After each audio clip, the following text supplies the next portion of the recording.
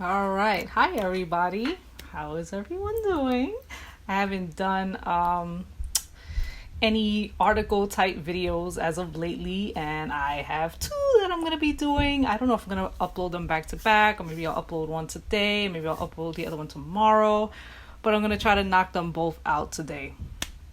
And I kind of feel like I let out a little bit of like more of my goofiness when I do articles for some reason. I don't know why, but I just do.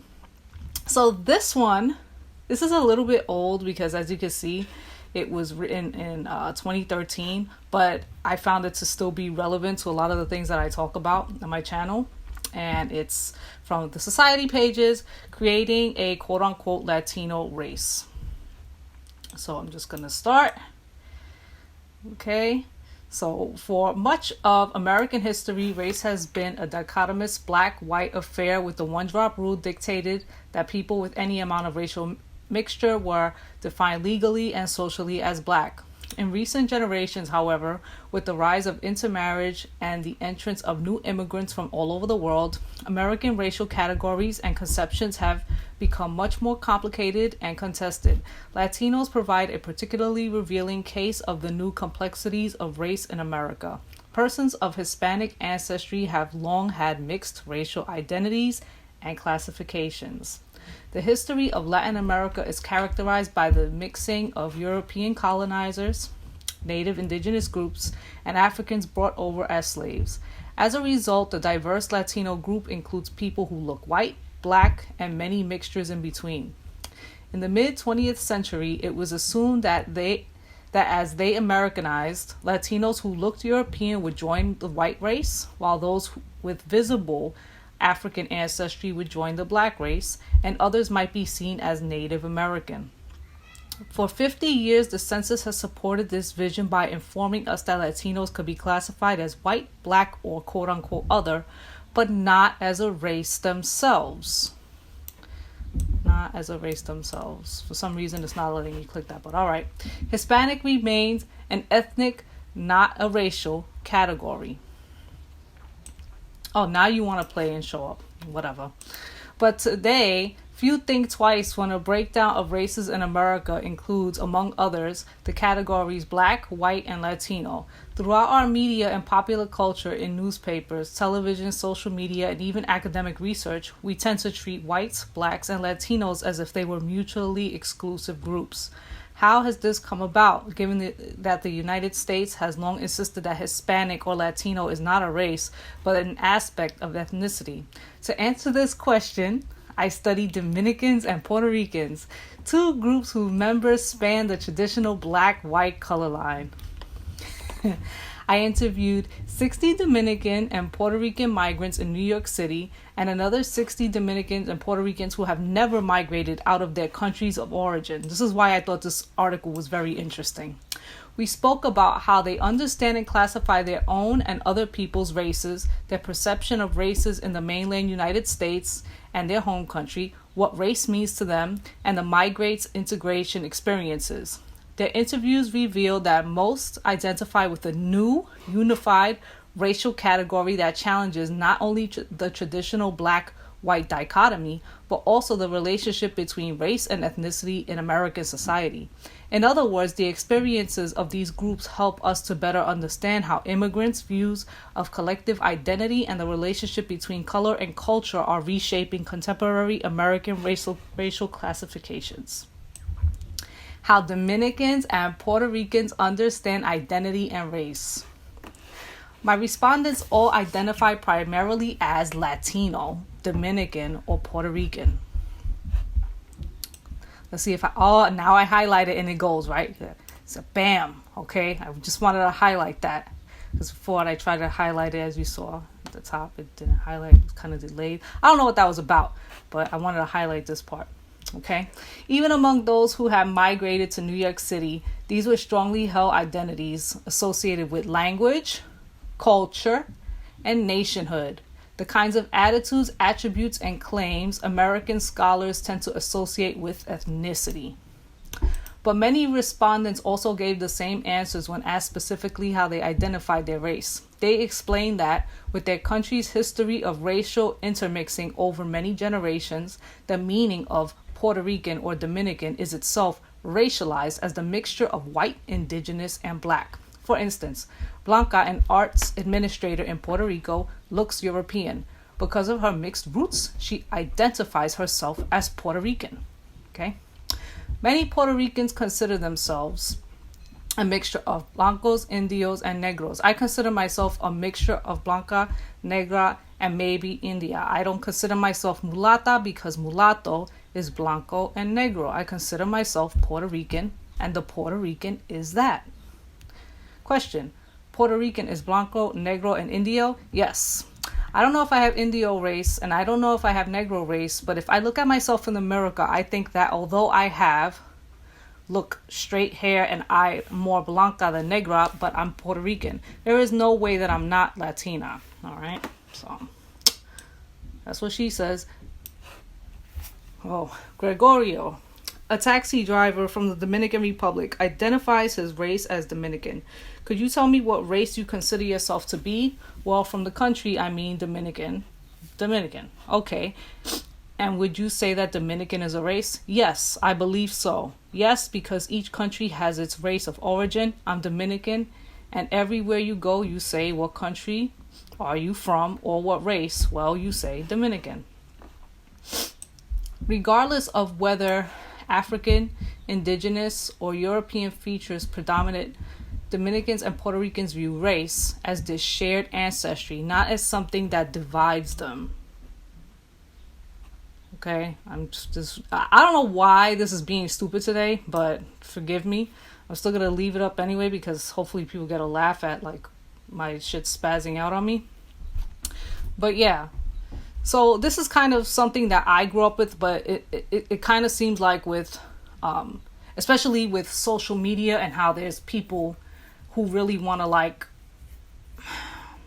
it's not to say that there's no racial issues and stuff that doesn't go on with us in our groups or whatever, but it just seems like there's people now that are really kind of putting this emphasis on certain divisions with us, and I do find that very suspicious. So anyway, Puerto Ricans and Dominicans refer to a range of physical appearances as color, but insist that such appearances, such as blanco, negro, mestizo, trigueño, and a host of others, are not their race. Eduardo, a young Dominican administrative assistant in Santo Domingo, gave a response typical of both groups when he said, "They've taught us that this is color. For me, they're only skin colors." Many respondents believe that color or appearance is just a matter of chance, what happens to get expressed, but that a person's racial mixture is latent and can be present itself in future generations. For instance, Jamie, a Puerto Rican professor in San Juan, locates the essence of Puerto Rican race in an ancestral inheritance. If you're Puerto Rican and you have the races Spanish, Indian, and African, then that's your race. It doesn't matter if you're more blanco or if this one is more negro and they got married. The son still has the race, you see, because the race isn't lost. The pedigree isn't lost. You carry it. As a result, Jamie maintains, I don't think that color defines a race. This view of Puerto Rican, Dominican, or even Latino as a mixed racial ancestry is quite different from how Americans traditionally think of race and distinguish it from ethnicity. Confronting the American racial context. Studies by scholars such as Laura Gomez and Julie Dowling show that other Latino immigrants, such as Mexicans, have similarly understood their ethnicities as a mixture of races. I found that when my migrant respondents first came to the mainland U.S., they brought this mixed understanding of race with them. When early migrants arrived, this view ran up against the prevailing American racial images and categories, especially those associated with darker skin tones. Most people from the Hispanic Caribbean have some African ancestry, which would have led them to being classified as black under the United States one-drop rule. This surprised and often frustrated migrants who identified their race in terms of their nationality. Celia, a Puerto Rican school counselor who was sent to live with her older sister in New York in 1955, explains, I discovered so much about racism when I came to this country. When I came to school, for my ethnicity, they put black. And then my sister went to correct it, and she said she is a At that time, we didn't use the word Latino. We said Puerto Rican. Question, did they change your race on the form? Yeah, they changed it. I don't think they gave her a hard time, but yet it was a problem. It was a problem. All right. The problem for Celia was one of respect. Being classified as black not only imposed a race she did not accept, but also implied a lower status. And unfortunately, that is how a lot of Latinos did, especially at that time. Because of their treatment as black, even where Puerto Ricans and Dominicans have been allowed to live and travel has been constrained. Antonio, a Puerto Rican migrant who arrived in New York City in 1947, settled in Spanish Harlem. He became aware of racial divisions through the territorial demarcations that divided his neighborhood landscape. East Harlem was divided into two portions, the portion east of 3rd Avenue and the portion west of 3rd Avenue. East of 3rd Avenue was where all the Italians lived, and there was a tremendous amount of fights between the kids. And the demilitarized zone was 3rd Avenue because it had an elevated train. I had to go to the elevated train to go downtown or whatever, so that was a place that it was safe to go. But you wouldn't go past east of that, and the Italians wouldn't go west of that. I was very young when I first became aware of that, because we were told don't go east of 3rd Ave or your life is in danger. And then west of that was Central Harlem, where all the blacks were living, and we mixed with blacks. You see, this type of stuff, like you see the years of 1947, like the stuff that my dad told me, like my parents tell me, this is the stuff that they like lived through. You know what I mean? I just want to go to this little portion over here. Come on, computer, work today for me. You don't want to work? Okay, fine. I'm going to where this little picture is, okay? Because for some reason, this thing don't want to hide. Oh, you're in a mood, all right? I see my computer's in a mood, whatever. It says, a Dominican team known as the Young Devils, still a social club to this day, plays stickball in Spanish Harlem in the 1940s. Historic photo. Oh, look at that. That's so interesting. I wanted to just show that because I could see that I could tell that it was a throwback picture. Even though I was reading here, I kind of like my eyes viewed, so I was like, what's that? That's very interesting. I've never heard of that before. All right, so now I'm jumping back to here. Oh, now it's highlighting. Okay, fine. The African Americans Antonio grew up with could not understand why he did not identify as black. Having internalized the one-drop rule themselves, they insisted, if you're mixed, you're black. This, after all, was their reality. But much has changed in recent years, led in no small part by the tremendous growth of Latino populations. In New York City, the Puerto Rican population grew from about 600,000 in 1960 to almost 900,000 in 1990. Wow. Between 1960 and 2000, the Dominican population grew by more than 3,000% to become the second largest Latino group in the city. Moreover, the entire Latino population of New York City has surged from less than 10% in 1960 to 27% in 2000 and has become increasingly diverse, with more than 1 in 4 New Yorkers identifying as Latino. Native-born Americans are more familiar with these populations, and the communities themselves have more power to determine how they will be classified. That's right. That's right. That's basically all it says right here. It's just that last sentence. All right. Celia, quoted above, now teaches at a school in the center of Spanish Harlem. In her school, Latinos are the majority, and there is no question that staff and administrators are fully sensitive to their cultural backgrounds and unique way of thinking about race, nationalism, and ethnicity.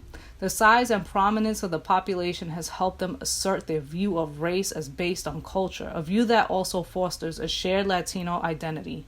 And just as Puerto Rican or Dominican represented the particular mixture of Spanish, African, and Taino peoples, these migrants have applied their understanding of race to view Latinos as a mixed race group.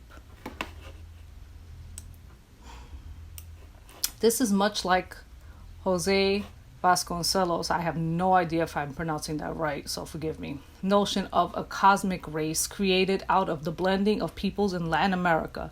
In racializing the Latino category, many respondents highlight the contrast to European Americans, who historically tried to avoid the racial mixture that characterizes modern Latinos. Yeah, they tried. Didn't work. Migrant respondents tend to emphasize their Latino identities in situations where they see it as advantageous. Those with darker appearances find it particularly useful to distinguish themselves from blacks. Yesenia, a retired Puerto Rican garment worker, explained, Negro, dark-skinned Puerto Ricans don't want to be black Americans. When they come in the elevator and you think they are black Americans, you speak English to them, they quickly speak Spanish to you. Speaking Spanish or revealing their name is usually enough for others to reclassify those initially mistaken for black. But not white either. But by the same token, those with lighter appearances often find that Americans do not accept them as white. Facts. When they assert a white identity, an identity many held in their countries of origin, light-skinned Latinos are often corrected by people around them. Yeah. Carla, a Dominican lawyer, learned that when she is no longer considered white through an experience at college. Oh, damn, it took all the way to college for her to go through that? Yeesh, my shit happened since I was a kid. In my country, I'm very light in color. That is very, very light among Dominicans. I even think that my personal identification card said white. And actually, I considered myself white before until I came here. And later, when I arrived here, I realized that no, I'm not white. And that actually, I realized what discrimination was, that is, being treated differently. And how did you realize that you aren't white? That happened one day when we were at the university, my friend and I. My friend is also Dominican, and she is negra. We were studying at the university until very, very late, so we were told to call the security office and ask them to accompany us to our home. So I called, and they asked me how we looked. I told them that we were two women, and that one was black and the other was white. And my friend, who had lived in the U.S. for some time, laughed, and she told me, "Do you think that you're white?" I had to add the laugh to it. She said she laughed, but she didn't add the laugh. I'm going to kind of jump up to this here thing because it says, Latinos of all appearances find themselves occupying a middle rung on the country's racial ladder. Yeah, man. Let me go back to this. We'll jump here and let's highlight. Yes, okay. So this is where I am, everybody, because I just kind of made things confusing. Through reminders like these, light-skinned migrants learn that the most privileged racial category is the hardest to join, either through their own efforts to move up the racial hierarchy or other people's efforts to keep them down. Latinos of all appearances find themselves occupying a middle rung on the country's racial ladder. Oh, so that was that sentence and they just put it here. Whatever. Of course, light-skinned Latinos could become white by integrating culturally, losing their accent. That's me, language, also me, and their Latino identity. I don't know if I did I lose that? Some people will say, yeah, you did, but I don't think I did.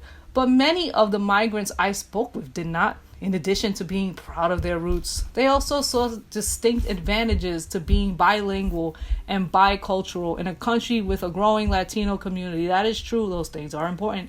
Nilda has light skin and could pass for a white American, but when applying for jobs, she finds that it helps to be seen as a Puerto Rican English speaker. Even if her English is not perfect, her ability to speak Spanish lifts her above other job candidates, especially in customer service. Customer service sucks. Migrants of all appearances recognize the tremendous potential of being able to navigate in two worlds as the Latino community and market grows, which makes them reluctant to fully Americanize. Even for those who are largely acculturated, the prominence of the Latino community in New York City's psyche keeps the identity alive. Subtle indications of their origins, their names, references to their family roots remind others that they are part of this group. Unlike an ethnicity, the Latino race does not seem to be fading over time. Oh, we're getting bigger! Immigration, integration, and race and ethnicity. In August 2012, I told you this is old, The Census Bureau announced that it is considering replacing the separate race and Hispanic origin questions with one combined question that will place Latino on equal footing with other recognized race categories. In recent census, about 40% of Latinos have chosen not to select white, black, or one of the other races listed and have instead marked themselves as other race. Many interpret this to mean that they identify their race as Latino or as their nationality. And I remember Mike Rio said something to this regard of doing this on his census. Mike Rio saw the future. He is an oracle. But will be seen and now counted as a race affects Latinos' place in the American social hierarchy and their opportunities for empowerment. In her book, In the Shadow of Race, Victoria Haddam suggests that U.S. groups that have been viewed as ethnicities have experienced more social mobility over time, while those viewed as races are often relegated to the bottom of society. In effect, she suggests that there are some real costs to being seen in racial terms. Well, is there? However, most of the groups that were defined as ethnicities and experienced mobility in the past were European, a category that was already, in effect, racialized and associated with whiteness. They tended to lose their primary attachment to their ethnicity as they acculturated and were able to position themselves as part of the white race. This has always been far harder for those with African ancestry who are unlikely to be seen as white no matter how integrated they are. It has also been difficult for groups to shed a strong ethnic identity when they experience ongoing immigration, as sociologist Tomas Jimenez has shown. A steady stream of newcomers ties the group to its immigrant origins in the public mind. In this sense, Latin Americans are different from earlier European immigrants. The Depression in World War II spurred decades with little immigration when European groups could shed their immigrant identities. But steady Latin American immigration over the last 50 years has produced an association between our images of Latino and newcomer. Latinos are in a unique position relative to other immigrant groups, past and present. Some members of the group, those with light skin and Americanized behavior, are they talking about me? Could have followed the path of earlier groups toward whiteness, even if it meant changing their names or hiding their origins. I'm changing it in a weird way. But other members, actual newcomers, and those with darker skin influence public perceptions of the group overall. Yeah, we didn't do much. The fact that Latinos have not, by and large, shed their Latino identities also creates advantages for the group as a whole. Groups that identify their shared interests and structural barriers are more likely to be involved in political mobilization. Yen Lee Espiritu has shown this to be the case among Asian Americans who have fostered a sense of Asian pan-ethnicity with common structural positions and shared interests that stem from their racialized treatment. A Latino identity functions in a similar way. The attention given to the Latinos in the 2012 election cycle shows their ability to mobilize as a voting bloc, and Latinos will likely only continue to use their numbers for political gain. We better hurry up. The intertwining of race and ethnicity in the national imagination has created greater solidarity within the group that can improve the situation of all Latinos rather than the lucky few. A common racial identity allows those with lighter skin and greater advantages to share resources and information with those with darker skin. In other words, the Latino race, whether embraced or imposed, might help to lift the entire group and not just those members who are able to jump across the color line into whiteness. It's a bunch of crap, because the jumping into whiteness stuff is a bunch of BS. As they form a strong political voting bloc and gain the ability to self-identify on official documents like census forms, American Latinos will continue to further express their identity and challenge the ways Americans have traditionally thought about race and ethnicity. That part is true. As far as us whiter ones doing I don't know. I don't think we're doing a good job. I'm telling you that right now. Because these folks, how are you on the one hand going to say that we're not accepted and then on the other hand say that we have privilege? It doesn't make, that's just, now we're going to a privilege argument, and that's freaking retarded. Like, it's basically the whole, that part is like contradicting itself. That was dumb. But I'm not saying the overall message of this was not dumb. I thought that this was very, very enlightening for my channel. Okay? And I thought this was a good read. And I'm gonna go because this is long. This is a freaking long. I don't know if people like stood to hear me read this. I'll leave a link to it if you don't want to hear me read this and you want to just read it for yourself. But I thought I would share it with you guys. I'm gonna go for now. I hope that you all are safe and social distancing and whatnot. And I will see you guys in my next video. Bye.